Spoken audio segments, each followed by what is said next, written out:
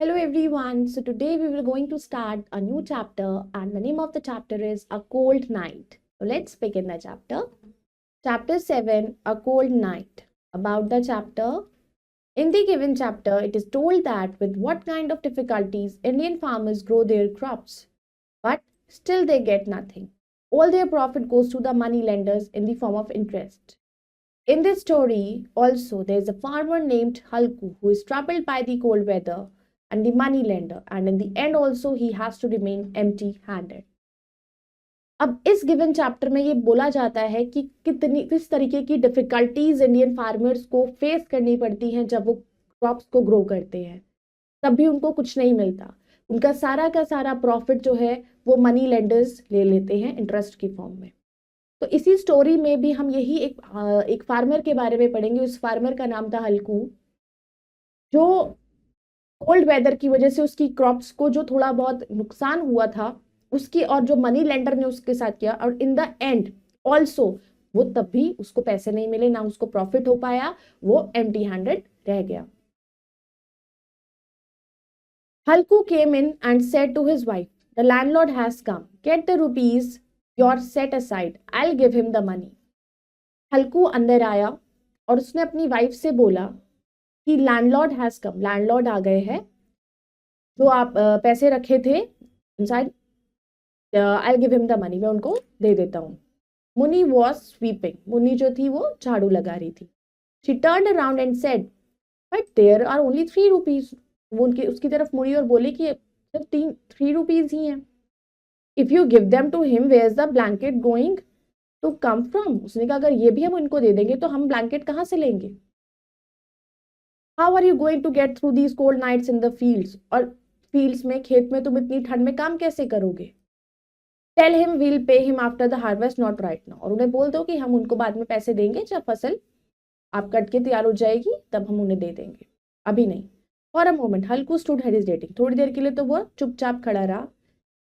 The cold was on top of it, अब ठंड का टाइम था। Without a blanket he couldn't possibly sleep in the fields at night, और खेतों में सोना बिना ठंड में, वो भी बिना कंबल के, तो बहुत मुश्किल था। But the landlord wouldn't be put off, he would threaten and insult him. लेकिन लैंडलॉर्ड तो वो भी नहीं छोड़ेगा उसको, वो भी उसको डराता था, धमकाता था, इंसल्ट करता था। Trying to coax her, Halku said, come on, give it to me. तो हल्कू ने उनको बोला कि मेरे को दो, I will figure out some other plan, मैं कुछ और प्लान सोचता हूँ। मुन्नी वॉज एंग्री, मुन्नी को गुस्सा आया। She said, you have already tried some other plan, तुम और कोई प्लान पहले भी ट्राई कर चुके हो। You just tell me what another plan could be found, तुम मुझे बस ये बताओ कि अनदर प्लान कैसे मिलेगा। Is somebody going to give you a blanket, क्या तुम्हें कोई ब्लैंकेट देगा। What I say is give up his tenant farming, मैं ये कहना चाहती हूँ कि तुम इस तरीके की जो फार्मिंग करते हो दूसरों के लैंड पर, उसे छोड़ दो।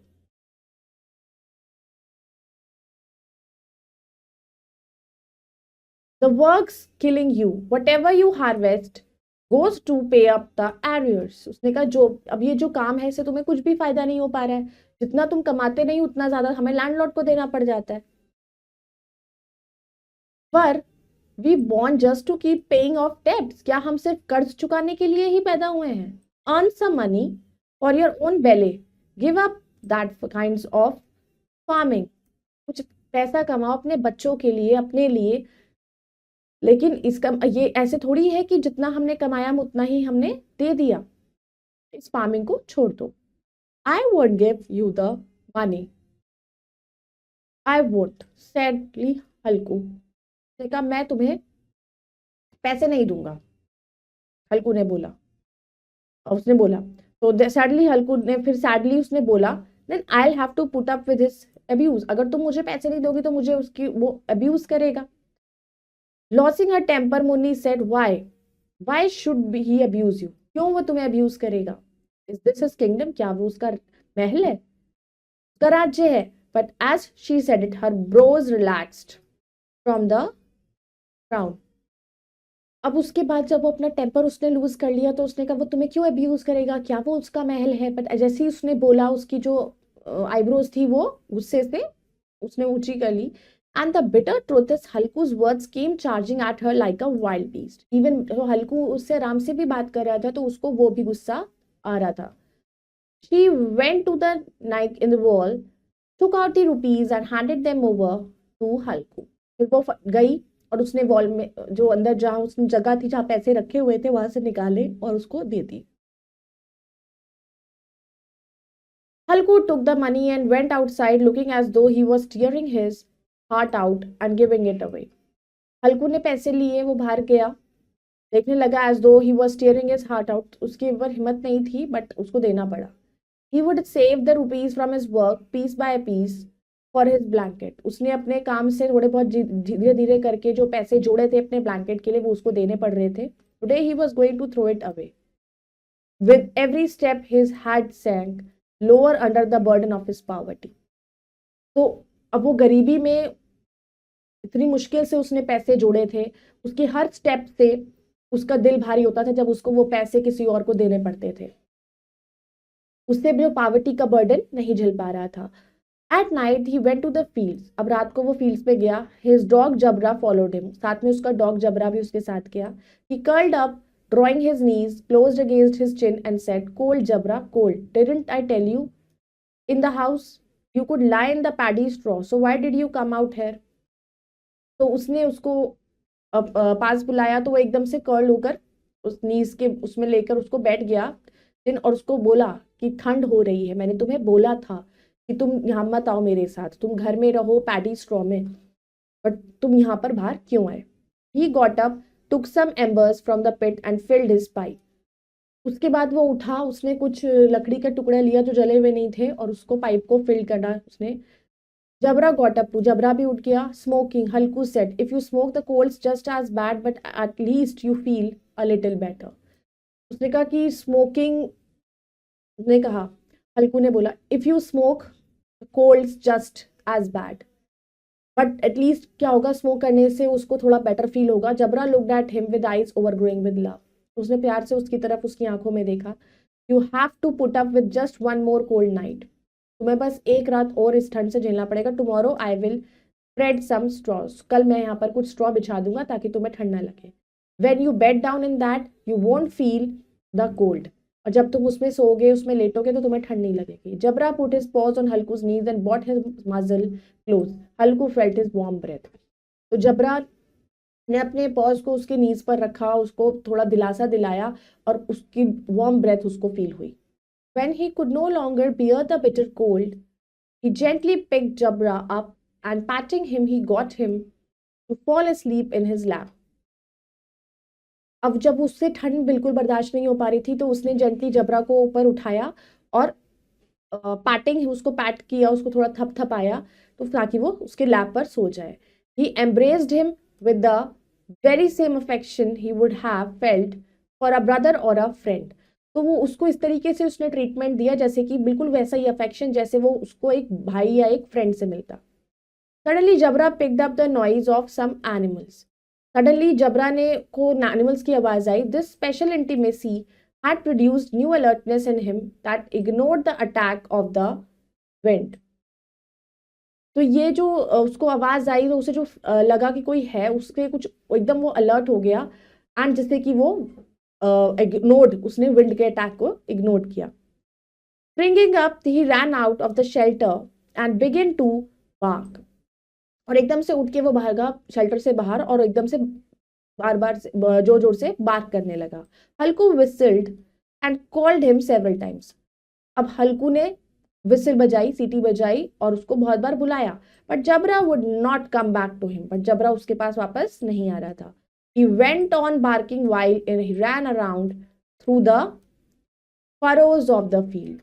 तो वो जोर जोर से बार्क किए ही जा रहा था जैसे जैसे वो फील्ड से अंदर जाता जा रहा था। He would come back for a moment then dash off again at once। फिर थोड़ी देर के लिए वापस आता और फिर वापस चला जाता। Another hour passed। एक घंटा बीत गया। The night fanned up the cold wind। रात में बहुत ज्यादा ठंड होती जा रही थी। हल्कू राइव्ड up some stalks from a nearby field, made a broom out of them and picking up a lighted cow dung cake went towards the grove। अब जब ठंडी हवाएं चल रही थी, अब जो हल्कू था वो भी फील्ड में उसके पीछे पीछे जा रहा था। उसने एक ब्रूम बनाया उससे, and he pick up a lighted, उसने क्या करा, काऊ का डंग लिया, ठीक, और ग्रोव की टुवर्ड्स चलने लगा। Jabra watched him coming and ran to him wagging his tail. अब जबरा ने उसको अपनी तरफ आते हुए देखा तो वो अपनी टेल हिलाता हुआ चला गया उसकी तरफ। Suddenly a gust carried the scent of henna blossoms to him, where's that sweet smell coming from Jabra. तभी एक हिना, जैसे मेहंदी हिना होती है, उसकी मेहंदी बनती है, उसके फ्लावर्स की खुशबू उन्हें आने लगी। तो उसने पूछा कि बड़ी अच्छी सी स्मेल कहाँ से आ रही है। Jabra had found a bone lying somewhere and he was chewing on it. तो जबरा ने एक वहां हड्डी देखी कहीं पड़ी हुई और वो उसको खाने लगा। Halku set his fire down on the ground and began to gather the leaves. तो हल्कू ने वहां पर फायर ग्राउंड पर आग सी लगाई और मतलब बना लगाने के लिए पत्तियां इकट्ठी करने लगा। In a little while he had a great heap, और थोड़ी ही देर में उसने काफी सारा ढेर बना लिया पत्तियों का। His hands were frozen, his bare feet numb, क्योंकि इतनी ठंड थी कि उसके हाथ जमने लगे थे, उसके फीट वगैरह नम होने लगे थे।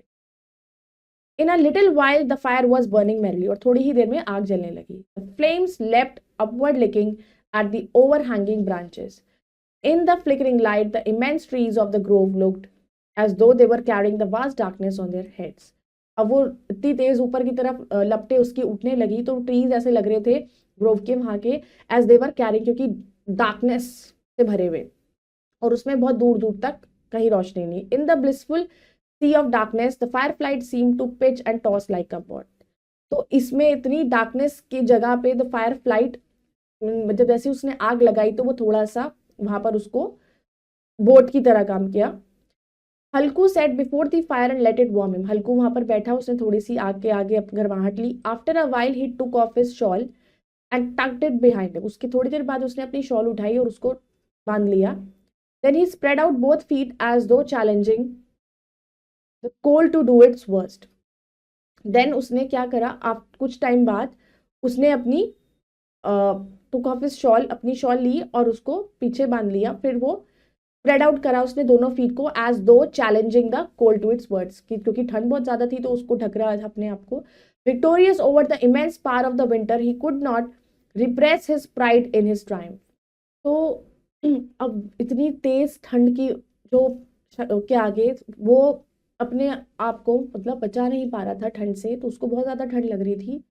The leaves were all burned up, सारी लीव्स जल के बंद हो चुकी थी। Darkness covered the orchard again, और फिर से वहां अंधेरा हो गया था फील्ड्स में। Under the ashes a few embers smouldered, और फिर उस एशेज में थोड़ा थोड़ा जैसे हल्की हल्की सी गर्माहट होती है। Jabra gave a loud bark and ran towards the field. अब जबरा फिर से एकदम भौंकने लगा और वो फील्ड की तरफ गया। Hulk realized that this meant a pack of wild animals had probably broken into the field. अब जबरा जब दोबारा गया तो उसको रियलाइज हुआ कि इसका मतलब है कि यहाँ पर कोई जंगली जानवरों का झुंड जरूर आया है। दे माइट बी नीलगाय हो सकती है। He distinctly heard the noise of their moving around, और वो कभी कभी उनकी आवाज उन्हें सुनाई आ रही थी बीच बीच में। Then it seemed to him they just must be grazing. तो जब उसने it seemed to him कि उसको देखा तो वो क्या पता ग्रेजिंग कर रही हैं। तो वो he began to hear the sound of nibbling, तो जैसे खाने का जो थोड़ी बहुत उनके च्यू करने की जो आवाज आती है उसको सब सुनने में आ रही थी। He thought, no, with Jabra around, no animal can get into the field. He would rip it to shreds. लेकिन उसने सोचा, नो, जबरा के साथ कोई, अगर जबरा यहाँ पर है तो अराउंड कोई भी एनिमल इतनी आसानी से खेतों में तो नहीं आ सकता।